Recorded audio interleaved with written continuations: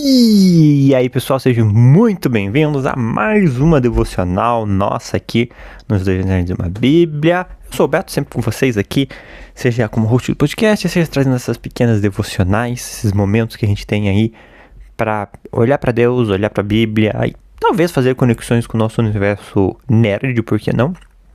E hoje eu quero falar um pouquinho com vocês sobre raiz de amargura, palavra difícil para mim, e inteligência emocional, que para mim são duas coisas que estão um pouco vinculadas no mundo de hoje, e vejo se vocês concordam ou não. Nosso texto básico está em Hebreus. Eu tô aqui com a Bíblia na mão, porque é sempre importante a Bíblia na mão. Fica minha recomendação para você que por acaso é recém-convertido ou não e costuma ler a Bíblia no celular. Legal, é importante, mas tenha uma Bíblia, tente ter uma Bíblia é bênção.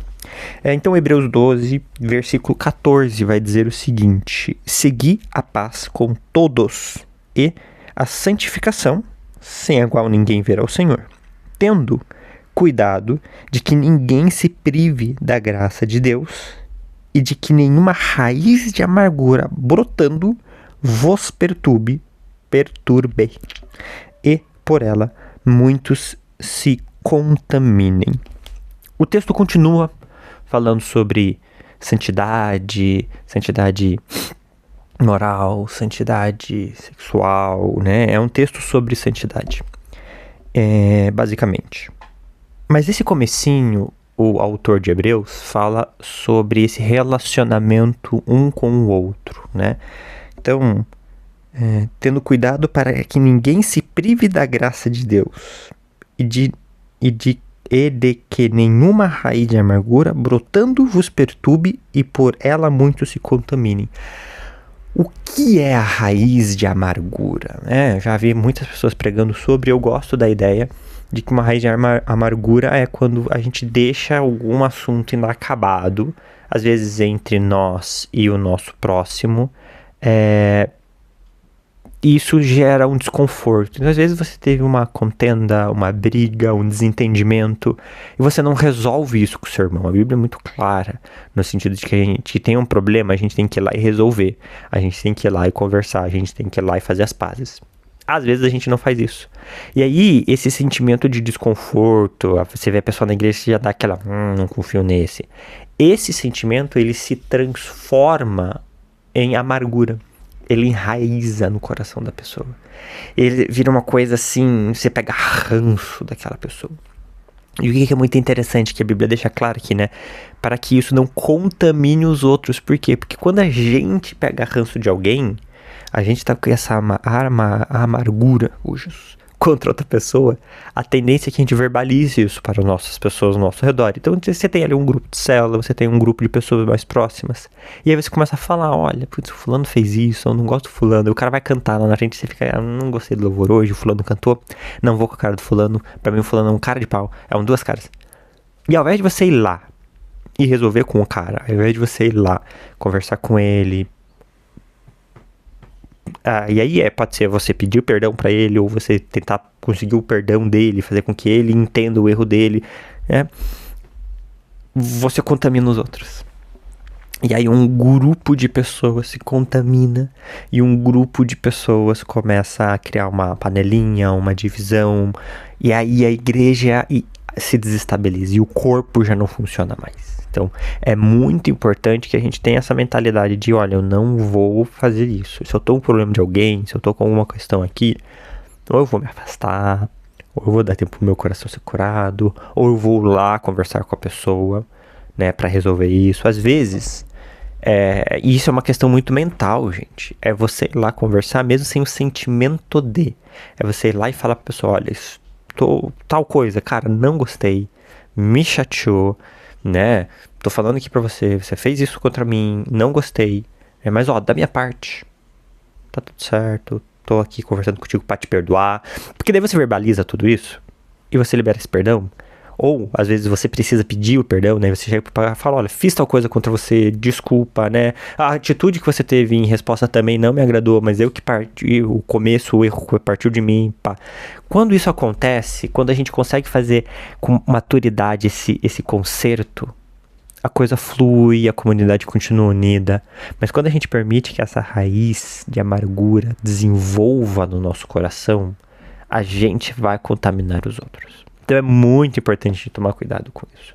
E isso me lembra, na verdade, né? Tem uma cena de Star Wars que me lembra essa passagem aqui, que é quando o Yoda tá conversando com o Anakin, e o Anakin, eu acho que ele tá com medo, não vou lembrar a sequência agora, fãs de Star Wars me perdoem. Mas ele fala alguma coisa no sentido de, o medo leva a dor leva a raiva leva o ódio ao lado negro da força leva. É alguma coisa assim, não lembro exatamente, faz muito tempo que eu não assisto os filmes de Star Wars. Então, temos esse momento em Star Wars que é muito inteligente, porque é um pouco disso. É um pouco dessa ideia do, se você deixar esse sentimento controlar a sua vida, ele vai se transformar em outra coisa. Então, às vezes, a gente vai deixando aquele, eu só não vou com a cara do fulano, e isso vai crescendo e vai virando uma coisa muito pior, complexa, danosa. É quase como se fosse um vírus que vai contaminando. Então, a gente tem que tomar esse cuidado para que esses sentimentos negativos não controlem o nosso coração, né? E hoje em dia, no mercado de trabalho, muito se fala de inteligência emocional, que tá tudo junto, tá tudo vinculado junto. Então, se a gente for parar para pensar, o que é inteligência emocional? Não nos deixar levar pelos sentimentos, nos controlar pelas emoções. Então, tem gente no mercado de trabalho, talvez você seja essa pessoa, talvez você conheça pessoas assim, que não conseguem diferenciar trabalho e pessoal. Então vai lá, faz um trabalho, né? Eu trabalho com produção gráfica lá na faculdade. Então, eu vou lá, eu faço toda a minha diagramação. E aí o meu chefe olha e fala assim, cara, tá muito ruim isso. O que eu tenho que fazer? Eu tenho que pensar, poxa, ficou ruim, tenho que melhorar. É isso. O que uma pessoa sem inteligência emocional vai pensar? Putz, meu chefe não gosta de mim. Putz, eu sou... Nossa, desculpa. Foi mal aí, cara. Eu sou ruim no que eu faço. Será que você mandar embora? Putz, será que isso daqui vai me dar mal? E aí a pessoa entra numa noia de, nossa, eu sou ruim, não sei fazer isso. Sendo que você no meu caso, produzir uma peça que não ficou boa. É só ir lá, refazer, conversar com ele. O que você espera mais de mim nesse ponto? É isso? Então eu vou trabalhar mais nessa área. Eu vou mexer nisso. Então eu tô dando um exemplo do meu dia a dia. É algo que eu consigo encaixar, né? Mas isso muitas vezes acontece também na realidade da igreja. Então, por exemplo, eu já conheci pessoas que estavam na igreja e tudo mais. E eu tenho essa opinião de que se você vai cantar no louvor, você tem que ir com roupas decentes. Se você vai na igreja, você tem que ir com roupa decente. Se você é crente, você tem que usar roupa decente. Mas a pessoa foi lá cantar na igreja e tudo mais com um shorts curto. E o pastor chamou a atenção. Olha, não é legal, né? Vamos ter um bom senso e vamos usar uma roupa mais normal, comprida e tudo mais. A pessoa ficou ofendida, saiu do louvor e saiu da igreja e culpou o pastor. Por causa de homens como você que vão sair da igreja.